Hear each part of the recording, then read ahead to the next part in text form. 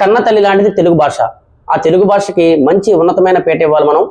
మన పిల్లలకు కూడా తెలుగులో మాట్లాడడం, తెలుగులో రాయడం, తెలుగు బుక్స్ చదివించడం కూడా మనం పిల్లలకు నేర్పిస్తూ ఉండాలి. దేశ భాషలందు తెలుగు లెస్స అంటే ప్రపంచ భాషల్లో కల్లా తెలుగు యొక్క వర్ణనం అనేది చాలా అద్భుతంగా ఉంటుంది. మీరు కొన్ని వ్యాకరణాలు కానీ అవి చదివినట్టు చూడండి, అవి ఎంత అద్భుతంగా ఉంటాయంటే ఒకే పదం అనేది 2 మీనింగ్స్తో ఉన్నటువంటి అద్భుతమైనటువంటి కల్పన మన తెలుగు భాష. అటువంటి తెలుగు భాష ఈరోజు మనం దాన్ని ఇంకా క్యారీఅవుట్ చేస్తున్నాం అంటే ముందు తరాల వారికి అందిస్తున్నాం అంటే కనుక మనం తెలుగుని ఖచ్చితంగా మనం బ్రతికించుకోవాలి. అంటే అత్యంతమైన పురాతన భాషల్లో కూడా తెలుగు భాష ఒకటి. ఇటువంటి తెలుగు భాష మనం విడిచి ఇతర భాషలు నేర్చుకోవద్దని అంటలా, ఇతర భాషలు నేర్చుకోవాలి. కానీ ఈ తెలుగు భాష అనేది మనకి మాతృభాష, తల్లి లాంటిది. అందువలన తల్లి లాంటి తెలుగు భాషను మనం మన పిల్లలకి భావితరాలకు అందించాలి. ఇటువంటి దినోత్సవాలు జరుపుకోవడం వల్ల అటు క్రీడా స్ఫూర్తిని, ఇటు తెలుగు భాషా స్ఫూర్తిని కూడా భావితరాలకు అందించడం అనేది మన ముఖ్య కర్తవ్యం. ఇటువంటి కార్యక్రమాలు మన అశోక్ జిమ్లో ప్రతి దినోత్సవం అంటే కొన్ని డేట్స్ మనం మర్చిపోతుంటాం. ఆ దినోత్సవాలు అలా ఉన్నాయన్న సంగతి కూడా తెలియదు. కానీ అశోక్ ఏం చేస్తాడంటే ప్రతి దినోత్సవాన్ని తన క్యాలెండర్లో మెన్షన్ చేసుకుంటూ ఆ మహానుభావుల యొక్క ఫోటోలు కూడా ఒక సీక్వెన్స్లో పెట్టుకుంటూ తాను ఆ డైరీని చూసుకుంటూ అప్పుడు ఉన్నటువంటి సర్కమ్స్టాన్స్ బట్టి ఆ దగ్గరలో ఎవరైతే కొంచెం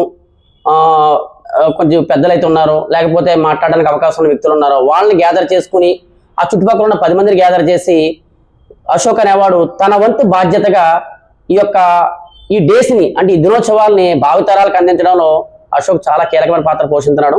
అదేవిధంగా అశోక్ గురించి మనకు తెలిసిందే, ఎప్పుడు కూడా అతను నిత్య విద్యార్థిలాగా ఎప్పుడు ఏదో చదువుతూ ఉంటాడు.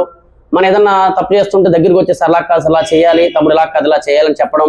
అదేవిధంగా తన కింద చేసినటువంటి సిబ్బంది కూడా ఇప్పుడు ఎవరన్నా అతని దగ్గర పనిచేసి వేరే చోటకి వెళ్ళి ఇంకో జిమ్ పెడుతున్నాడంటే అది కొంత రకమైనటువంటి ఇబ్బంది కలిగే ఫీలింగ్స్ ఉంటాయి. కానీ అశోక్ అలా కాదు, అలాగా అతని దగ్గర అభివృద్ధి చెందిన వ్యక్తులకు కూడా ఎంతో ప్రోత్సహించి వాళ్ళు ఏ విధంగా చేస్తే వాళ్ళు ఇంకా అభివృద్ధి చెందుతారనేది ఒక మంచి ఆదర్శమైన భావాలను అశోక్.